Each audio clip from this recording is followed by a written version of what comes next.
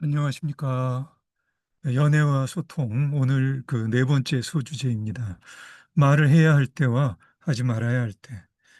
연인 사이의 관계는 연인이 함께 머리 이고 가는 항아리와 같아서 자칫 감정의 소용돌이 속에서 항아리가 깨지기라도 하면 다시 접착제로 붙이더라도 붙인 흔적은 남습니다.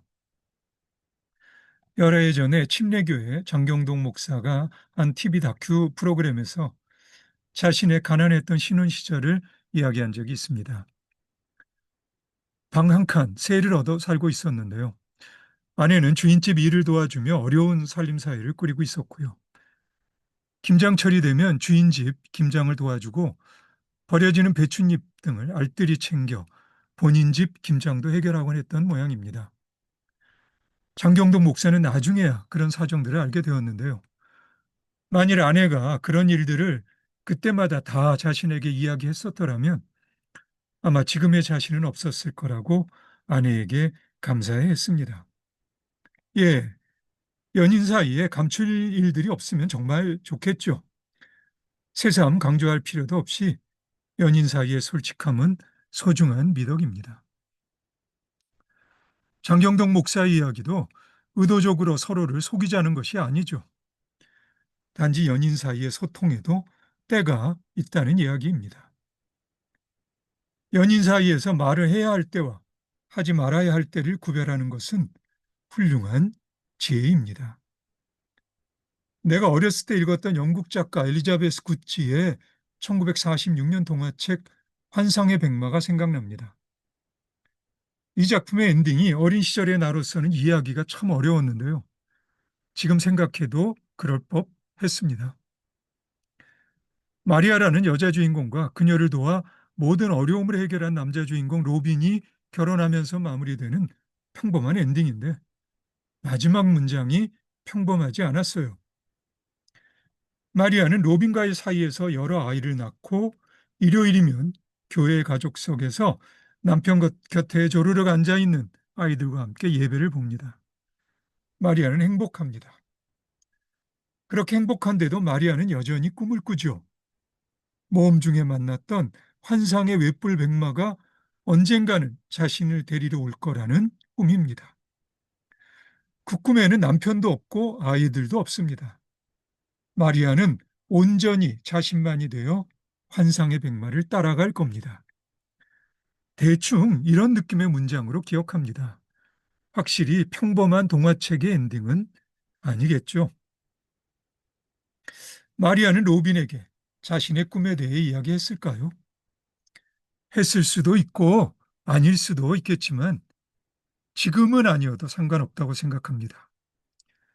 지금 나는 아무리 연인 사이라도 저마다 자신만이 들어갈 수 있는 방이 있어도 좋다고 생각하니까요.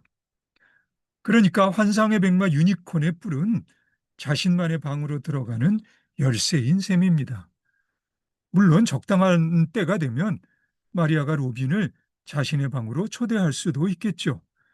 그리고 이것은 로빈도 마찬가지 아니겠습니까? 어린 시절에 나는 연인이라면 모든 것을 다 함께 해야 한다고 생각했었어요. 그래서 이 마지막 문장을 이해하기가 어려웠던 거죠. 내 생각에 이 마지막 문장이 이 동화의 카네기상 수상을 결정짓습니다.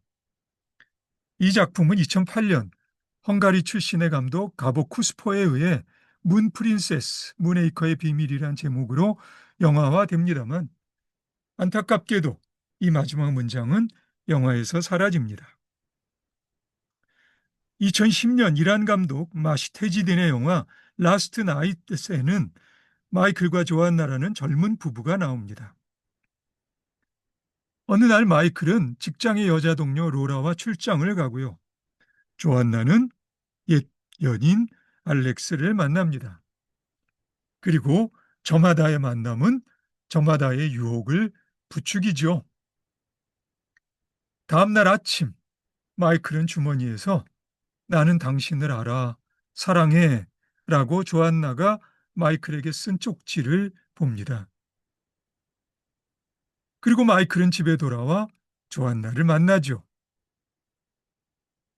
마이클이 조안나에게 사랑해 라고 말하며 영화는 끝나고요. 그렇다면 어젯밤 무슨 일이 있었을까요? 이 두 사람에게. 두 사람은 혹시라도 무슨 일이 있었다면 그 어젯밤 일을 솔직하게 서로에게 말할 수 있을까요? 서로에게 솔직하게 말하는 게 좋을까요? 아니면 침묵해야 할까요? 여러분은 어떻게 생각하시는지요? 미국 네드 벤슨 감독의 2014년 영화 엘리노어 릭비, 그 남자, 그 여자는 아이를 잃은 슬픔에 함께 있기도 힘든 부부의 모습을 보여줍니다. 특히 많이 힘들었던 아내 엘리노어는 자살까지 시도하고요. 결국 남편 코너를 떠나 친정에서 지냅니다. 떨어져 있던 동안 코너는 외로움에 그만 자신이 경영하던 식당의 여종업원과 하룻밤을 보냅니다. 그리고 우여곡절 끝에 간신히 함께 있게 된 부부는 조심스럽게 관계를 회복하려 합니다만 그 순간 코너는 스스로 견디지 못하고 자신의 하룻밤 외도를 엘리노어에게 고백합니다. 이 고백은 엘리노어의 고통에 또 다른 고통을 얹어주었지만 그래도 코너의 솔직함은 두 사람의 관계에 보탬이 되었을까요? 아니면 좀 더 적절한 순간을 기다렸어야 했을까요? 아니면 끝까지 숨겨야 했을까요? 자, 다시 여러분에게 묻습니다. 여러분은 어떻게 생각하시는지요? 물론 정답이 있는 질문은 아니겠죠? 두 사람의 상황과 기질에 따라 여러 대답이 나올 수 있을 겁니다. 내 개인적인 경험으로는 때로는 정리 안 된 심중의 토로가 뻘쭘한 감정적 객임이 될 수도 있습니다. 어떤 선택이든 혼자 하는 읊조림이 아닌 한 듣는 사람에 대한 충분한 고려가 필요한 것은 사실입니다. 그렇지 않을까요? 앞에서 일본 고레에다 히로카즈 감독의 영화 걸어도 걸어도를 언급한 적이 있죠. 남편의 외도를 알면서도 오랫동안 침묵했던 부인의 이야기 말입니다. 책임질 수는 없지만 그래도 내 생각에 세상의 가정이 그나마 지금의 모습으로 유지될 수 있었던 까닭 중에 하나는 부부의 침묵입니다. 동의하시는지요? 물론 그 침묵이 끝까지 그대로 침묵이었다면 우리가 살고 있는 세상의 가정은 지금과는 상당히 다른 모습이었겠지만 말이죠. 2016년 덴젤 워싱턴은 연기와 감독까지 맡아 극작가 어거스트 윌슨의 퓰리처상 수상작 펜스를 영화화합니다. 이 작품은 인종차별이 일상이었던 50년대 미국 피츠버그의 변두리에 사는 가부장적 성격이 강한 흑인 청소부 트로이와 그 가족들의 너무나 있을 법한 이야기입니다. 2시간이 넘는 상영 시간에다 원작이 희곡이라 대사도 엄청 많습니다만 솔직히 이 작품의 비평적 성과는 수입도 변변치 않은 고집불통 남편과 두 아들과 정신장애가 있는 삼촌까지 돌보며 견뎌야 했던 트로이의 부인 로즈가 남편의 독선에 반발해 눈물 콧물을 흘리며 목소리를 높였던 10분 남짓한 시간이 책임집니다. 적어도 나는 그렇게 생각합니다. 여러분 중에 보신 분은 어떻게 생각하시는지요? 남편이 바람을 피워서 생긴 아이를 아내가 책임져야 하는 상황까지 벌어지고요. 그럼에도 너무나 당당하고 자기 중심적인 남편에 맞서 무릎까지 꺾였던 아내는 마음 깊이 묻어두었던 18년 세월의 서름을 토해냅니다. 아, 얼마나 결정적인 순간인가요? 침묵하며 견뎌야 했던 순간들도 있겠지만 입을 열어 큰 소리로 외쳐야 하는 순간도 있습니다. 어거스트 윌슨이 쓴 작품 펜스의 필리처상 수상은 이 순간의 결실입니다. 덧붙여 영화 펜스에서 아내를 연기했던 비올라 데이비스가 그의 각종 연기상을 휩쓸었던 것도 바로 이 순간의 결실이고요. 혹시나 해서 부언하자면 연인 사이에 말을 해야 할 때 목소리를 높일 수는 있겠으나 그럴 때도 지켜야 할 선은 있습니다. 결국 연인 사이의 관계는 연인이 함께 머리에 이고 가는 항아리와 같아서요.